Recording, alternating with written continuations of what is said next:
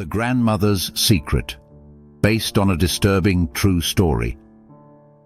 In the quiet rural town of Carlisle, Kentucky in the 1960s, there lived a family whose story would become one of the most disturbing in the town's history. Mary, a single mother, had recently moved back in with her mother Ruth after the birth of her newborn son, Jacob. Ruth was a deeply religious woman, but there had always been something unsettling about her, something that Mary couldn't quite put her finger on. Despite the tension, Mary had nowhere else to go, and the two women lived together in Ruth's old farmhouse on the outskirts of town. For the first few months, things seemed fine. Ruth appeared to adore her grandson, often insisting on taking care of him while Mary rested. But slowly, Mary began noticing Ruth's behavior becoming more erratic. Ruth would mutter strange things under her breath, speaking of cleansing the innocent and protecting the family from evil. Mary tried to brush it off, assuming her mother's religious fervor had simply intensified. But one evening, everything changed. Mary had been out running errands, leaving Jacob in the care of her mother for a few hours. When she returned home, the house was eerily silent. The lights were dim, and the usual sound of Jacob's cries or Ruth's humming wasn't there.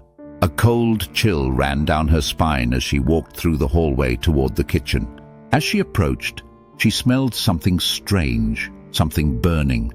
Mary rushed into the kitchen, where she found Ruth standing in front of the stove, stirring a large pot.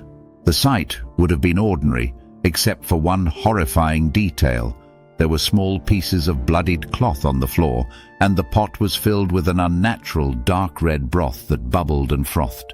Panic surged through Mary as she screamed for her baby. "Where's Jacob?" she demanded, but Ruth didn't answer. Her eyes glazed over, she muttered incoherently, speaking of sacrifice and purification. Mary's heart raced as she tore through the house, frantically searching for her son, but Jacob was nowhere to be found. That's when she saw the bloodstains. There, leading from the nursery to the kitchen, was a trail of dried blood. Mary's knees gave out as she collapsed on the floor, realizing the unthinkable. Her own mother had done something to Jacob, something unspeakable. With trembling hands, Mary grabbed the phone and called the police. When they arrived, they found Ruth standing motionless in the kitchen, still stirring the pot. When they asked her what had happened, she simply said, "The devil was inside him. I had to save his soul." The officers quickly restrained Ruth and took her into custody, but what they discovered in that kitchen would haunt them for the rest of their lives. Inside the pot, they found the remains of baby Jacob, his tiny body boiled and dismembered. Ruth had murdered her own grandson, believing that she was performing a holy ritual to protect him from evil. Ruth was later declared insane and committed to a psychiatric institution where she spent the rest of her life. She never showed remorse for her actions, insisting until her death that she had been saving Jacob from demonic possession. Mary, heartbroken and shattered, left the town of Carlisle forever, unable to live with the horror of what had happened in that farmhouse. The townspeople still speak of the incident in hushed tones, referring to Ruth as the Butcher of Carlisle.